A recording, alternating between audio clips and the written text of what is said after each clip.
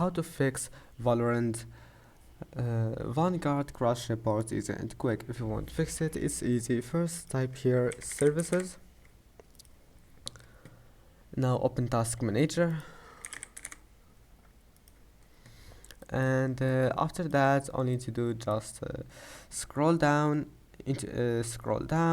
wait, you will find it like that. Scroll down until you find Vanguard Vanguard user mode service. Right click on it and click end task. Now close this window, scroll down, and here you'll find VGC. Right click on it and click start. And after that go to apps and features, type here Vanguard, click on it and click on install. And after uninstalling Vanguard, right click on Valorant and run as administrator. And if that doesn't fix it, click properties, go to compatibility and enable those two options, and that's it. Okay and okay, and see you in the next video.